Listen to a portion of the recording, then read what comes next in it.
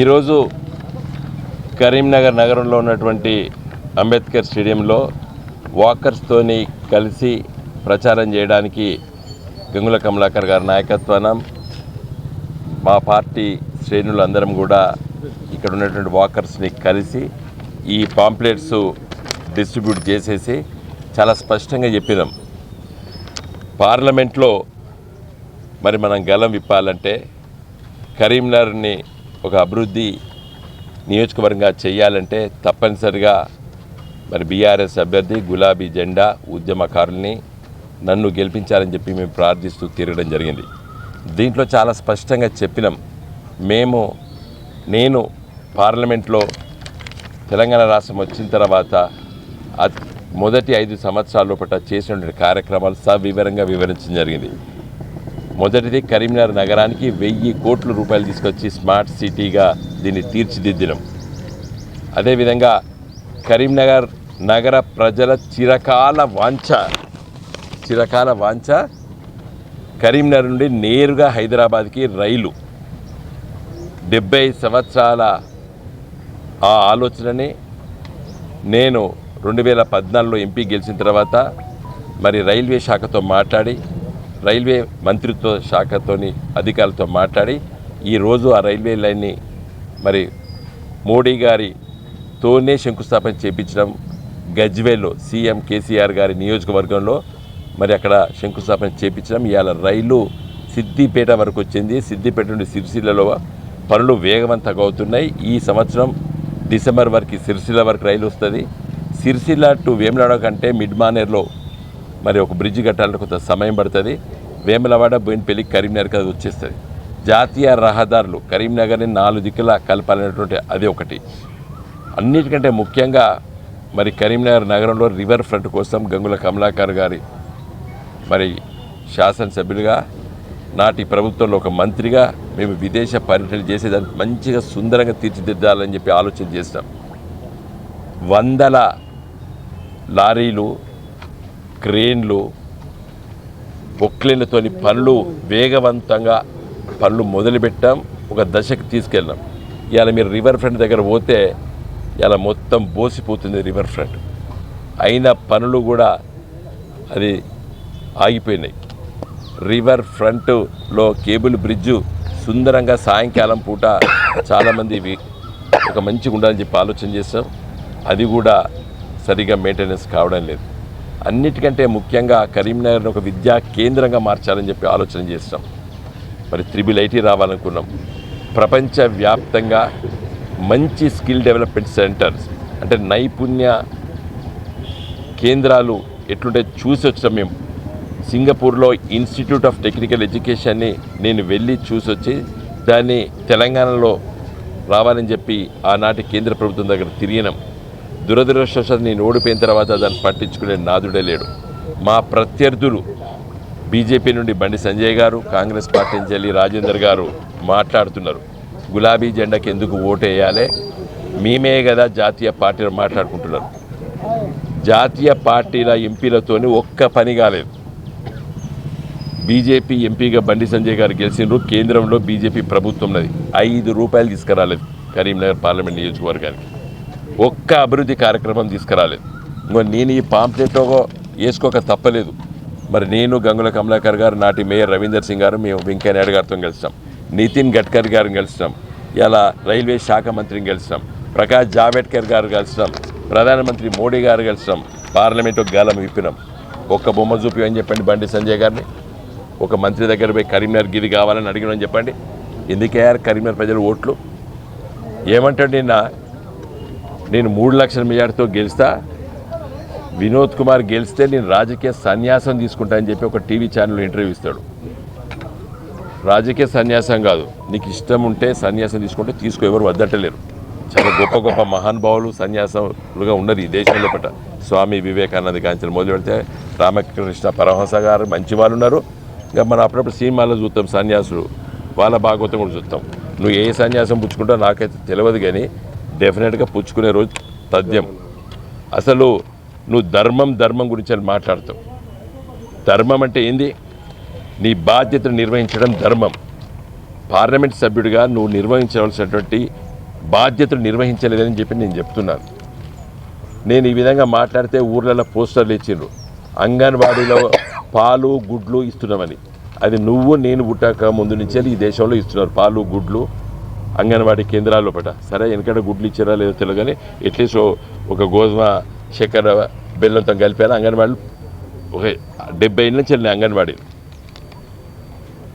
జాతీయ ఉపాధి హామీ పథకం రోజు 100 రోజుల పని దినాలు 18 ఏళ్ళ నుంచి ఈ దేశంలో ఉన్నాయి. ప్రతి ఊర్లో నేను 60 కోట్లు పని దినాలకు పెట్టినా 70 కోట్లు పెట్టినా అని గ్రామాల్లో కూడా పోస్టర్లు వేసుకున్నారు. గది అభివృద్ధి కార్యక్రమాలు.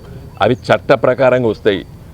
ఇలా కార్మికులకి వ్యవసాయ కూలీలకి గ్రామాల్లో ఉన్నటువంటి పేద వర్గాలకి 100 రోజుల పని దినాలు అనేది 2005లో చట్టం వచ్చింది. అది కూడా తెలియకపోయా మన ఎంపీకి. అవి కూడా నేనే ఇస్తున్నానని చెప్పుకోబట్టే. ఎందుకు చెప్పుకోవడానికి ఏమీ లేదు. ఇలా మేము స్మార్ట్ సిటీ నిధులు తీసుకొస్తే దాన్ని అమలు చేసిండ్రు మా గంగుల కమలాకర్ గారు. ఇంత గొప్పగా ఇలా తీర్చిదిద్దినం దీన్ని. అంటే పార్లమెంట్ సభ్యుడు అనేవాడు ఢిల్లీలో కొట్లాడాలి, ఏం కావాలని మాట్లాడాలి, తీసుకొని రావాలి. ఇవాళ నితిన్ గడ్కరీ దగ్గరికి వచ్చి రాజీవ్ రహదారిని జాతీయ ఎక్స్ప్రెస్ వేగా చెప్పాలని గొంతు దించుకొని పార్లమెంట్లో మాట్లాడిన ఆ వీడియోస్ అన్నీ కూడా సోషల్ మీడియాలో తిరుగుతున్నాయి, చూడండి. ఎవరు నాకైతే కరీంనగర్ ప్రజల అడిగే హక్కు నాకున్నది, ముఖ్యంగా నగర ప్రజలు. ఎందుకంటే నేను ఇంత గొప్పగా నా వంతు కర్తవ్యాన్ని నిర్వహించిన, నేను ఇంకా చేయాలని ఉన్నది. ఒక గొప్ప విద్యా కేంద్రంగా చేయాలన్నది. ఒక ఐసర్ లాంటి ఇన్స్టిట్యూట్స్, IIIT లాంటి ఇన్స్టిట్యూట్స్ తీసుకొస్తాం, మీరు గెలిపించండి, తప్పనిసరిగా నేను ఎంబడబట్టే. ఎందుకు చెప్పుకోవడానికి ఏమీ లేదు. ఇలా మేము స్మార్ట్ సిటీ నిధులు తీసుకొస్తే దాన్ని అమలు చేసిండ్రు మా గంగుల కమలాకర్ గారు. ఇంత గొప్పగా ఇలా తీర్చిదిద్దినం దీన్ని. అంటే పార్లమెంట్ సభ్యుడు అనేవాడు ఢిల్లీలో కొట్లాడాలి, ఏం కావాలని మాట్లాడాలి, తీసుకొని రావాలి. ఇలా నితిన్ గడ్కరీ దగ్గరికి వచ్చి రాజీవ్ రహదారిని జాతీయ ఎక్స్ప్రెస్ వేగా చెప్పాలని గొంతు దించుకొని పార్లమెంట్లో మాట్లాడిన ఆ వీడియోస్ అన్నీ కూడా సోషల్ మీడియాలో తిరుగుతున్నాయి, చూడండి. ఎవరు నాకైతే కరీంనగర్ ప్రజల అడిగే హక్కు నాకున్నది, ముఖ్యంగా నగర ప్రజలు. ఎందుకంటే నేను ఇంత గొప్పగా నా వంతు కర్తవ్యాన్ని నిర్వహించిన, నేను ఇంకా చేయాలని ఉన్నది. ఒక గొప్ప విద్యా కేంద్రంగా చేయాలన్నది.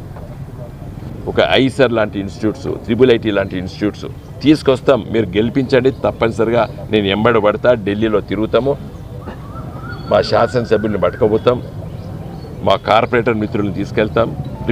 ఒక్క రిప్రజెంటేషన్ చేసిరా మీరు అని అడుగుతున్నాను. ఇంకా కాంగ్రెస్ పార్టీ అభ్యర్థి అభివృద్ధి అసలుకే చేయలేదన్నాడు. మీరు ఇక్కడ ఉంటే కదా అభివృద్ధి గురించి తెలిసేది. ఆయన వ్యాఖ్యానించారు, అభివృద్ధి అసలుకే చేయలేదు వినోద్ కుమార్ అని. అది నవ్వుతారు కరీంనగర్ ప్రజలు వింటే, నువ్వు మళ్ళీ ఇంకోసారి మాట్లాడితే.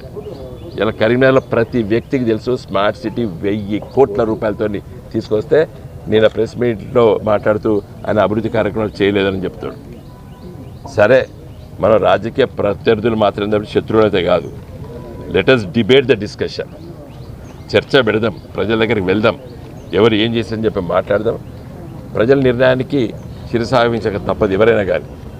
నాకైతే పూర్తి విశ్వాసం ఉంది, గ్రామీణ ప్రాంతాల లోపల కాంగ్రెస్ వ్యతిరేక పవనాలు వీస్తున్నాయి. మోసం చేస్తా అని చెప్పిండు, నిజంగా మోసం చేసిండు రేవంత్ రెడ్డి అని చెప్పి ప్రజలు అభిప్రాయపడుతున్నారు.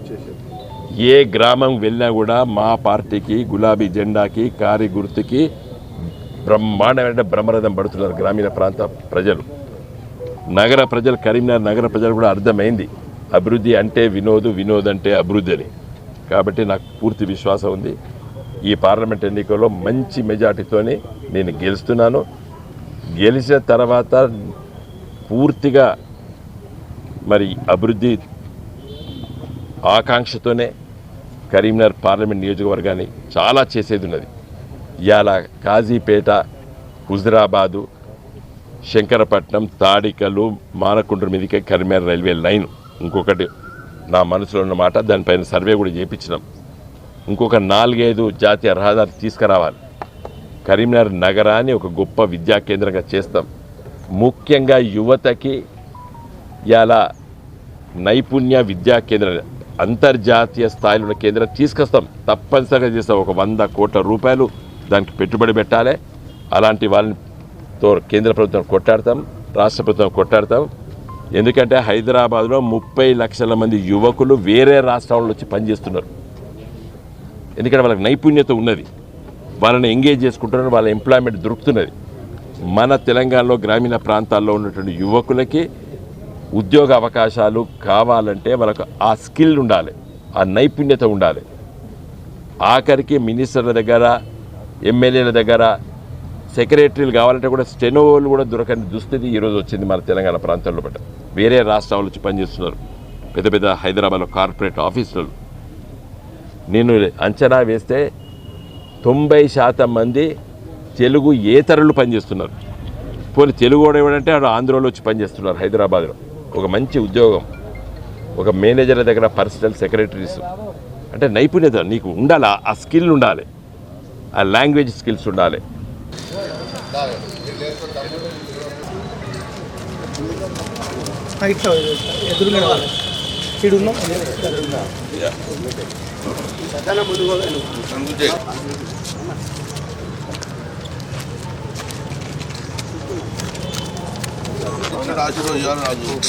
వాట్సాప్ తీసుకొచ్చాను అమ్మా, చూస్తున్నారా?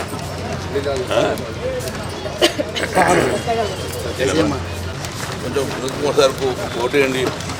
ఈ డెవలప్మెంట్ తన్నప్పుడు అయింది. దాని తర్వాత మతాలు అవన్నీ పట్టించుకోక ఓన్లీ డెవలప్మెంట్ సిటీ.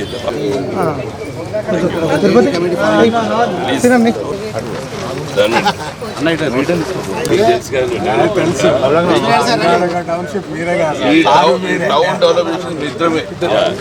అంత ముందు కమలాకర్ గారు మేమందరూ ఢిల్లీకి అదంతా వెళ్ళి స్మార్ట్ సిటీ పట్టుకొచ్చి బాగా చేస్తాము. కులాల పేరు మీద, మతాల పేరు మీద లొల్లి పెట్టుడు కాదు, మనం సిటీ బాగు చేసుకోవాలి. ఇంకా బాగా చేసే ఆలోచనలు మాకున్నాయి. బ్రహ్మాండంగా దీంట్లో అదే చేసి సార్ డెవలప్మెంట్ కోటేరి మేము ఇద్దరం కలిసి డెవలప్ చేసినాం. కెమెరా అంతా కళ్ళ ముందు నడుతున్న డెవలప్మెంట్ మాదే. మళ్ళీ ఒక అవకాశం మహిళలు వస్తుంది కొంచెం అంటే వాళ్ళకు కొంచెం మధ్యలో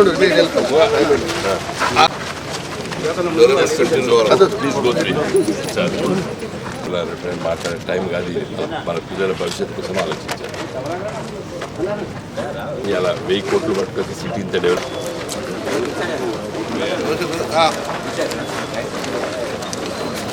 నమస్తే బారు కొట్టారు సార్, డెవలప్మెంట్ కొట్టారు సార్.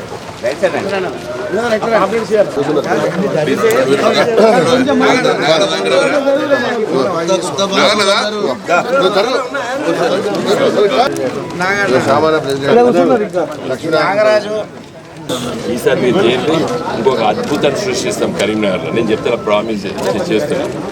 వరల్డ్ క్లాస్ ఇన్స్టిట్యూషన్స్ పట్టుకొస్తాం. మాకు ఇద్దరికి ఆలోచన ఉన్నది. జస్ట్ ఓట్ చేయండి. మా డెవలప్మెంట్ కళ్ళ ముందు నడుతుంది కానీ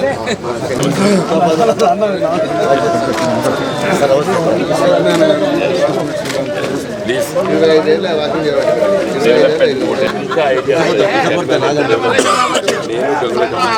ఎగ్జిక్యూట్ చేస్తాను.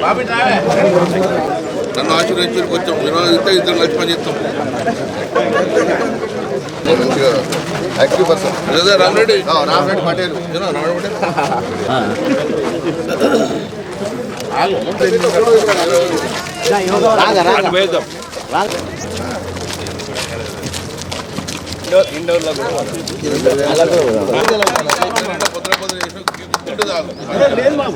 కరీంనగర్ ప్రజలు మాత్రం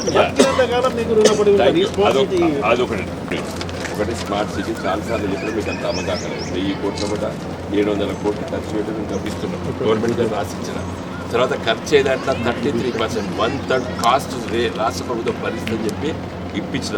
నష్టం అయితే కూడా మీరు భరిస్తారా అని చెప్పారు. యాన్యుటీ కదా, యాన్యుటీ అని పెట్టారు. అది కూడా ఒప్పించిన. ఇవాళ రైలు ఎక్స్ట్రాస్ డెవలప్మెంట్